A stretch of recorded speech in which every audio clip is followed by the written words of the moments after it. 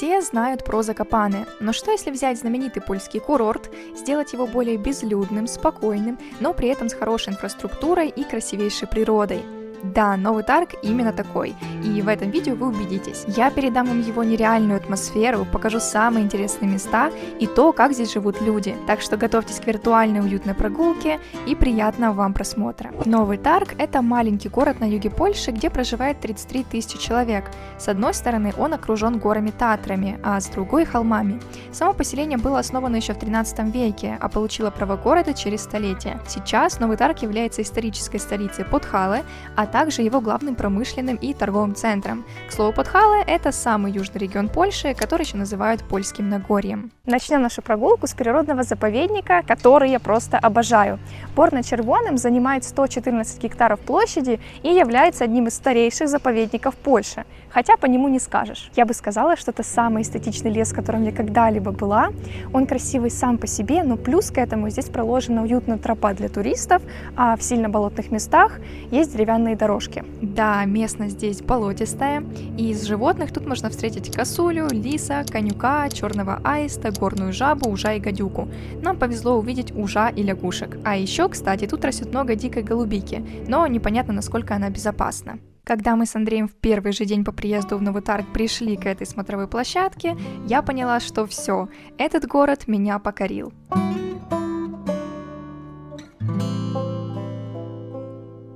Нам повезло найти жилье в 5 минутах ходьбы от этого места, поэтому мы часто сюда ходим на ароматерапию, чтобы послушать звуки природы, отдохнуть, снять стресс, побыть в тишине и просто хорошо провести время вместе.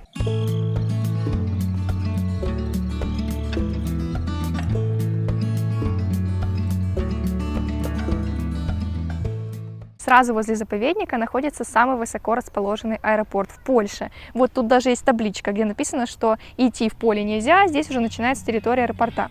Аэропорт спортивный, а не пассажирский, так что прыжки с парашютом и тренировочные полеты на самолете или воздушном шаре здесь обычное явление. Мне потребовалось какое-то время, чтобы привыкнуть к постоянному шуму самолетов и принять эту особенность Нового Тарга, потому что летают они очень низко, очень громко и обычно на выходных. Ну и часто можно увидеть падение парашютистов, которых мы с Андреем назвали мошками, потому что очень уж похожи. Я думаю, вам также интересны цены, как и мне. Так вот, обучение в Новотаргском аэроклубе стоит до 40 тысяч злотых. Кстати, у меня есть полезная информация для тех, кто хочет начать изучать или улучшать свой польский язык, а именно разобраться в бытовых фразах, словах, правилах произношения и в сленге. Рекомендую канал Free in Talk, где системно выходят новые видео по разным темам. Есть уроки как с нуля, так и более сложные, с разбором фраз для жизни и работы в Польше. Подписывайтесь, ссылку на канал оставлю в описании, а мы продолжаем нашу прогулку. Время красивых видов и панорамы. С этого моста отлично видно чуть ли не весь Новый Тарг, а здесь вообще открывается не вид, а сказка. Под нами протекает Белый Дунаец, а рядом находится овечка на велосипеде. Как мы поняли, овечка является символом Нового Тарга, и ее можно встретить в разных уголках города. Тут же на берегу находится Новотаргская стрефа релаксу, очень уютная зона отдыха. Здесь есть все: гамаки, столы с качелями, фудточки, лежаки, спортивная площадка, детская площадка, мангал-альтанка и даже читательская зона. Я уже не раз встречала такие книжные шкафчики, особенно в Болгарии, но там они всегда были пустые, ну или от силы лежала одна книжка. Здесь же, как видите, книг супер много, на любой вкус. Многие, конечно, старенькие, поношенные, но все же. Вы можете взять книгу и почитать прямо здесь, ну или принести свою из дома и дополнить уличную библиотеку. Во время одной из прогулок нашли такое красивое место, где можно понаблюдать за природой и послушать шум воды. А еще в одну такую вылазку мы пошли по той стороне, вдоль леса и реки, и нашли овечек. Чтобы вы понимали, этот кадр стоил нам стресса, потому что собака, которая сопровождала стадо, очень уж разозлилась от наших съемок и метров 100, если не больше, шла потом за нами, отводя к лесу. В какой-то момент мне даже показалось, что она не то, что с Нового Тарга нас выведет, а из Польши в принципе. Дело было вечером, и как раз на закате мы нашли нереальную локацию на окраине леса. И всю эту историю я рассказывала в сторис и сохранила в актуальном, так что подписывайтесь в Инстаграм, потому что там я делюсь не только разными историями, но и, в принципе, показываю всю нашу жизнь в онлайн-формате. С YouTube это невозможно, учитывая тонну отснятого контента, который не получается быстро монтажить. А сейчас транспортируемся в другой день, когда мы решили устроить поход в горы. Ладно, горы это громко сказано. В Новой Тарге есть холмы, свои мини-горы, а в них несколько обалденных локаций. Путь мы начали с нашего дома и пешком поднялись на поляну с панорамой на весь Новый Тарг. Но сперва покажу саму дорогу, потому что не снять ее было невозможно. За 2 часа и 8 километров пути мы увидели очень красивый частный сектор, много животных, среди которых были коровы с теленком, которого я впервые видела так близко. Поднявшись наверх, мы вообще обалдели от красоты полян, гор и местных поселений. Ну, а Андрей тем временем поедал все, что можно. Андрей ворует яблоки, черешни и все, что только можно. Оно за забором. В конце путь был посложнее, больше в гору, от чего я устала и подумала было, что походы по горам не мое. Раз дорожка, 2, 3, 4, 5, 6. Куда идти? Вот в чем вопрос. Но потом наверху восстановилась и отдохнула.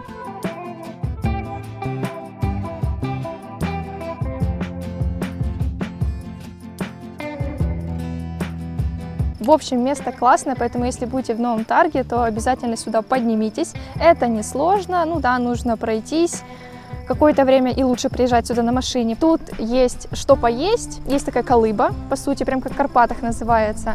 Такая колыба, корчма, в общем, маленькая кафешка. Здесь есть туалет, и можно, в принципе, провести весь день с детьми или без, потому что природа, красота неимоверная, вот такой вот обалденный вид. И хочу сказать, что природа Нового Тарга ничем не уступает Закопане. А еще мы часто встречали людей на своем пути, что туда, что обратно, и нам все говорили чешч, а мы не понимали, что это значит. Так вот, чтобы не ограничиваться одним «Dzień dobry» и не попадать в такую неловкую ситуацию, рекомендую начать прокачивать свой базовый польский язык. На YouTube есть множество видео, но чтобы это делать системно, рекомендую канал Free in Talk. Там есть как базовые темы, алфавит, звуки и прочее, так и изучение слов, фраз и сленговых выражений по темам. Это хорошее начало для улучшения своих знаний бытового польского языка. Так что подписывайтесь, ссылку на канал оставлю в описании и вот тут. В Варшаве, Гданьске, Познане, Кракове и Величке она есть. И в Новой Тарге тоже.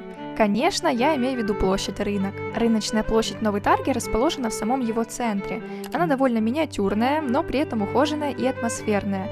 А еще к ней идут целых 8 улиц, по 2 в каждом углу. Наши планы немного испортились, потому что здесь на рыночной площади сейчас ярмарка в эти дни происходит, подхальская, поэтому здесь рэпчик, польская музыка.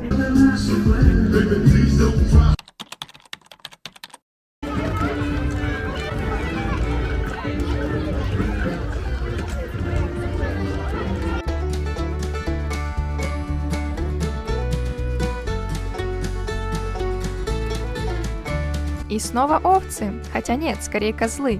Очень необычная скульптура, название которой переводится как «диалог скульптур». Я возвращаю свои слова обратно. На площади сейчас стало еще атмосфернее, просто у меня ресурса нет. Но мы там стояли, просто обалдели. Начали просто идти люди. И не только люди, смешались все. Кони, люди, депутаты, дети. Там все было, машина ехала. Ну, вы сами видели. Короче, атмосферно, я же говорю, ресурса нет. Как бы я сгорела, все, излишки съемок. Кони поехали. Я же говорю, все плохо. Людей я никогда не видела в Новой Тарге столько людей. Все съехались, наверное, со всех сел, городов, поэтому я в шоке. Тут даже парк открылся аттракционов. Так вот, плавно перемещаемся с вами в парк Адама Мицкевича. Прекрасное место для отдыха для жителей Новой Тарга.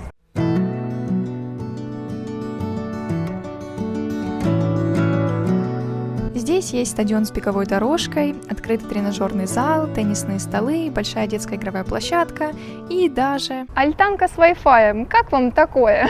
Самое главное, что здесь всегда мало людей, даже сейчас. И это я вообще обожаю. в любом городе, в любом месте.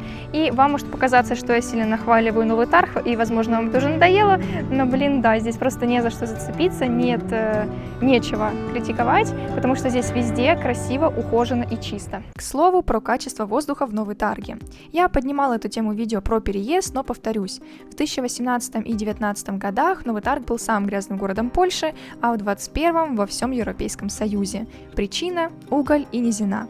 Понятно, что ехать зимой сюда не очень логично, а вот летом самое то. Собственно, мы как раз и прожили тут все лето, а в сентябре переехали в другой город, поэтому нас эта проблема не беспокоила. К вашему вниманию, автовокзал с торговым центром. Кстати, все торговые центры в Новой Тарге очень маленькие и компактные, так как город сам по себе небольшой и жителей довольно мало. Мы уже изучили один ТЦ и заметили, что не все магазины в них есть. Например, H&M мы пока не встречали, а Кроп здесь называется немного по-другому. При этом людей в магазинах мало, очереди нет, но и выбор той же одежды не сильно большой. Кстати, про общественный транспорт. Он здесь есть, хоть от пункта А до Б чаще всего добраться очень легко, особенно если жить в центре. Автобусы здесь можно пересчитать по пальцам, а ездят они каждые полчаса.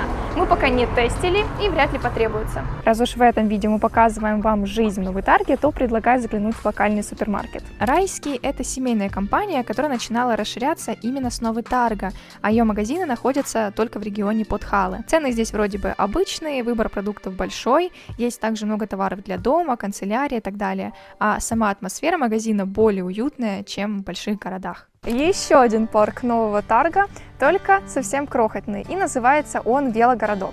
Из интересного здесь есть вот такая вот большая горка, их в Новой Тарге достаточно много, и, как оказалось, они сделаны специально для того, чтобы зимой дети на них спускались. Как по мне, идея обалденная.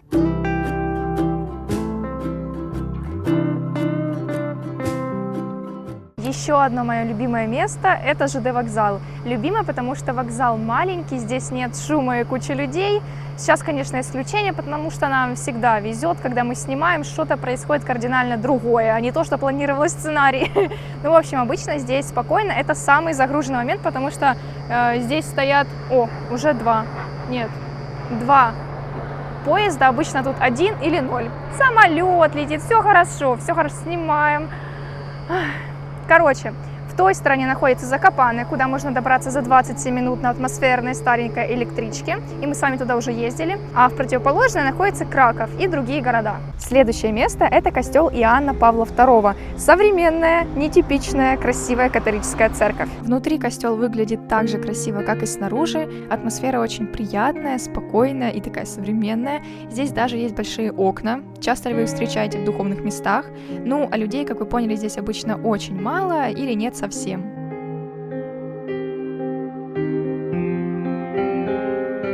Наглядный пример, что за городом очень хорошо следят, это то, что буквально пару дней назад здесь была сломана лавочка, потому что мы часто по этой дороге ходим в магазин, и вот уже поставили новую, поменяли.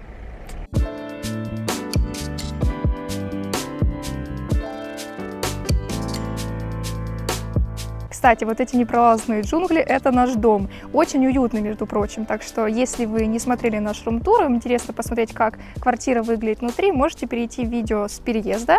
Ссылку я оставлю в описании. Ну, а в этом видео мы остановимся только на нашем дворе, нашем ЖК, чтобы вы понимали, как здесь выглядит жилье, как здесь живут люди. Вот такая вот уютная территория, много домиков.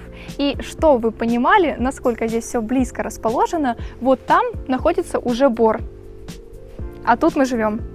И еще одна особенность Новой Тарга, не могу про это ни сказать, ни показать, как бы это странно ни было, это вот такие вот мусорники. Самолет, кстати, наверное, слышно. Так вот, таких вот клеток для мусорников я не видела нигде, только в Новой Тарге. Классно, что сюда могут выбрасывать мусор только жильцы, у которых есть ключ, и еще, естественно, здесь есть сортировка мусора.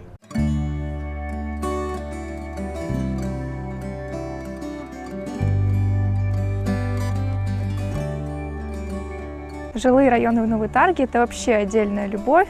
Вот идешь и случайно попадаешь на такой вот музей под открытым небом, под чьим-то окном. Просто посмотрите, как это красиво, сколько здесь разных деталей, цветов. Это красиво днем, но ночью это еще и подсвечивается.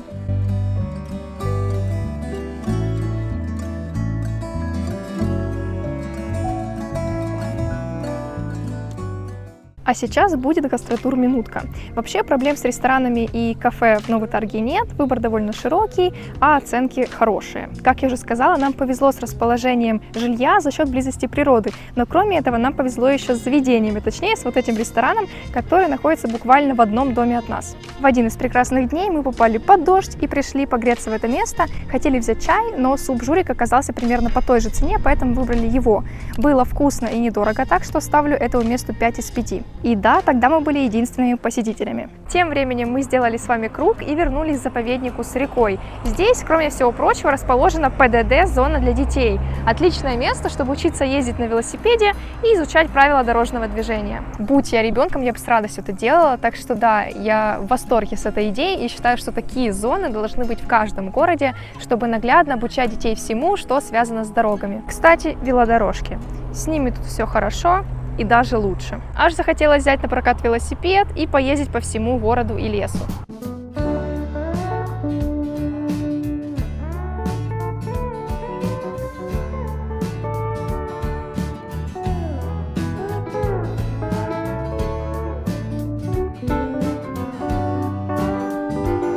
А вот так выглядит местная пожарная часть с очень интересным архитектурным элементом.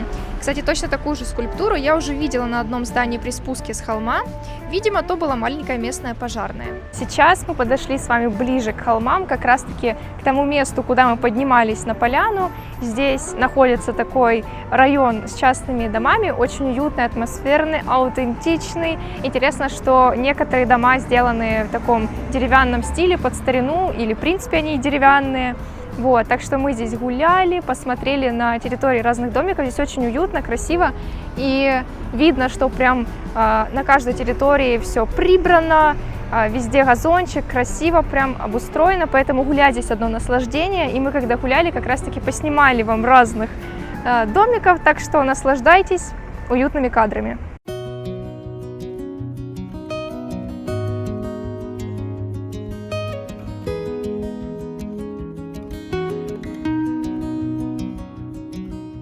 Подведя итог, хочу сказать, что Новый Тарг превысил все мои ожидания и стал моим фаворитом. Здесь кайфово жить на постоянной основе или приезжать летом на отдых, когда воздух чистый и не представляет опасности для здоровья. Сказочная природа, развитая инфраструктура и уютные жилые районы вам это наверняка подтвердили. А как Новый Тарг вам? Пишите в комментариях свои впечатления и мысли о жизни в маленьком городе Польши.